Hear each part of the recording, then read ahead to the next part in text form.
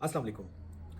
नाज़रीन, वफाकी काबीना ने आज हलफ उठा लिया है और आज हलफ उठाने के चंद मिनट के बाद ही वफाकी काबीना का पहला इजलास भी हो गया, जिसमें प्राइम मिनिस्टर शहबाज शरीफ साहब ने एक धुआंधार किस्म का खिताब भी किया। और उस खिताब में न सिर्फ उन्होंने पाकिस्तान के मुआशी और दीगर चैलेंजेस का जिक्र किया, बल्कि उन्होंने साथ ही एक रोड मैप भी दिया और कुछ राजों से भी पर्दा उठाया है। वो राज क्या हैं और वो कौन से एरियाज़ हैं कि जिनमें वो समझते हैं कि अगर सही तरीके से काम किया जाए तो पाकिस्तान अपने जो मौजूदा मसाइल हैं, इसके इकनॉमिक इशूज़ जो हैं, गवर्नेंस के जो इशू हैं, सिक्योरिटी के इशूज़ हैं और महंगाई का जो बड़ा इशू है, इससे वो निजात पा सकता है। IMF से भी छुटकारा हासिल करने का उन्होंने एक आसान और सीधा फार्मूला बताया है, लेकिन बकौल उन्हीं के कि कहना आसान, बातें करना बहुत आसान, अमल करना बहुत मुश्किल है। उन्होंने कुछ वार्निंग्स भी दी हैं अपनी काबीना के जो मेंबरान हैं उनको, और ये वार्निंग बिल्कुल क्लियर कट वार्निंग थी कि डू और डाई, नाउ और नेवर,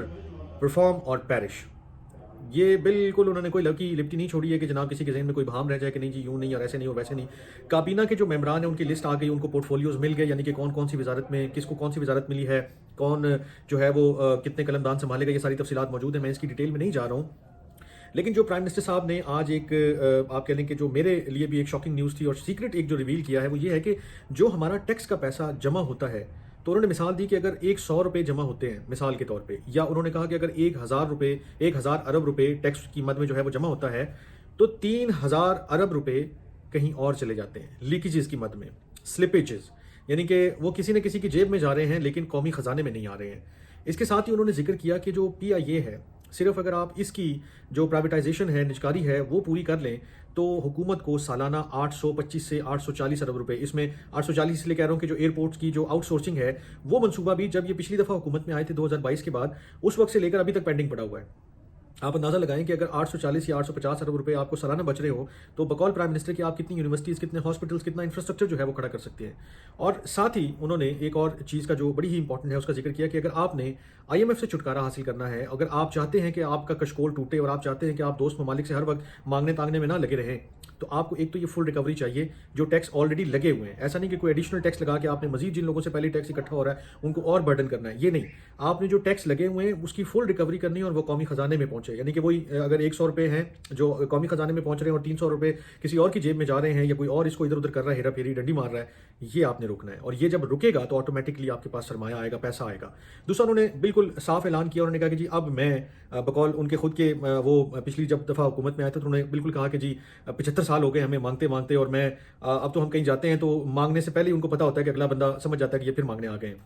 तो उन्होंने कहा कि मैं अब ये मांगने तांगने वाला काम भी नहीं करूंगा। और आज ही उनकी एक मुलाकात हुई सऊदी सफ़ीर के साथ, और उसमें उन्होंने कहा कि मैंने बिल्कुल वाज़ेह किया है कि अब की बार हम जब बात करेंगे तो कर्ज़ की बात नहीं करेंगे, सरमायाकारी की बात करेंगे, इन्वेस्टमेंट की बात करेंगे, ताकि ये बोझ भी हमारे कांधों से कुछ कम हो कि हम हर दफ़ा मांगें और उसके ऊपर सूद भी दें और उसकी किस्तों की अदायगी करते करते फिर उन्हीं जो वो चक्कर है उन्हीं में हम घूमते रहें और मसाइल जो हैं वो हल ना हो। PIA को तो उन्होंने मूजी कैंसर से जो है वो तशबीह दी है, और अपने जो कैबिनेट के मेंबर्स हैं, जो 19 रुकनी काबीना है, जिसमें सरप्राइजिंगली मोहसिन नकवी भी शामिल हैं कि जो पंजाब के चीफ मिनिस्टर भी रहे, फिर फ़ौरन ही उनको PCB का भी चेयरमैन बना दिया गया, और अब काबीना की पहली ही जो फहरिस्त आई है सामने जिसमें सिलेक्शन हुई है लोगों की, उसके अंदर भी उनको इंटीरियर का और नारकोटिक्स कंट्रोल का पोर्टफोलियो दे दिया गया है। अपनी काबीना से उन्होंने एक डिमांड की है, वो डिमांड ये है कि जनाब मुझे आपकी बिल्कुल 100% यानी कि एब्सोल्यूट कन्विक्शन चाहिए। आपने सिर्फ काम काम और काम करना है, ये हमारा मोटिव है। अगर लोगों ने स्प्लिट मैंडेट भी दिया है तो अब ये रिस्पॉन्सिबिलिटी हमारी है। हमने PTI को या दीगर जमातों को मौका दिया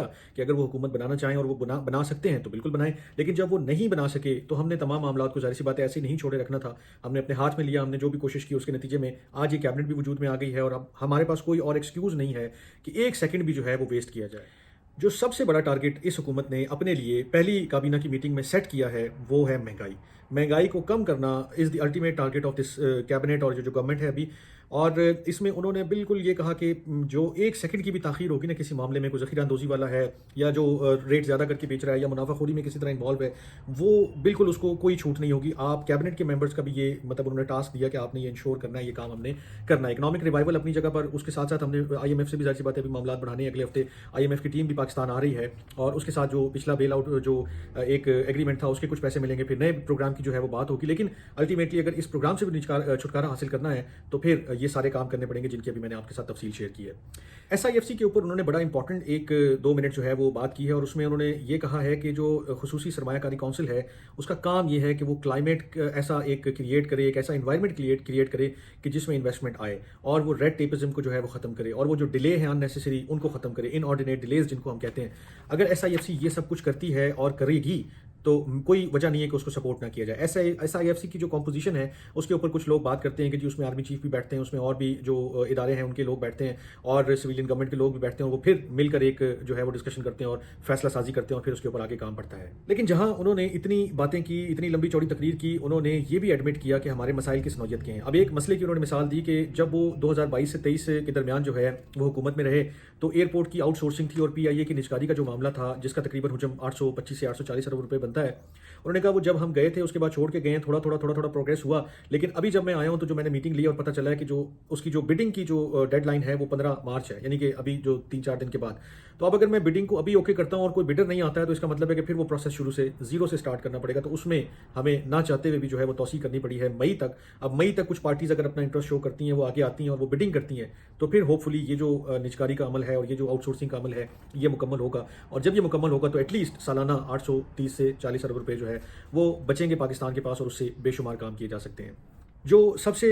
की पॉइंट है वो आपके साथ शेयर करता हूँ और फिर इजाज़त लेता हूँ कि उन्होंने कहा कि पाकिस्तान के जो मसाइल हैं उनका हल जो है वो किसी एंटीबायोटिक से जो है वो मुमकिन नहीं है अभी। इसके लिए सर्जिकल ऑपरेशन की ज़रूरत है, डीप सर्जरी इज़ रिक्वायर्ड। और ये ऐसे बातों से काम नहीं होगा कि हम यहाँ बैठ के बातें करते रहें और काम जो है वो बिल्कुल ज़ीरो हो और किसी किस्म की कोई परफॉर्मेंस ना हो, कोई प्रोग्रेस ना हो। तो उन्होंने अपनी जो काबीना है और वो खुद भी इस चीज़ के लिए वो फेमस हैं कि जी शहबाज स्पीड और जल्दी में और तेज़ी से काम करने, प्रोजेक्ट्स कंप्लीट करने। And I think this is the key thing to do. अगर यही मोटिव और यही ऑब्जेक्टिव्स रहे और इसी तरह आपने थोड़ा सा पैशन से काम किया विद इन अ ईयर और 2 we can see a turn around. लेकिन अगर सिर्फ बातें करके और इस तरह के जो है वो जज्बाती किस्म के बयानात दे के और जो है वो तकरीर करनी है तो फिर ये मसाइल जो 75-76 साल में हल नहीं हुए अभी भी हल नहीं होंगे। अपना बहुत ख्याल रखिएगा। अल्लाह ने के बाद।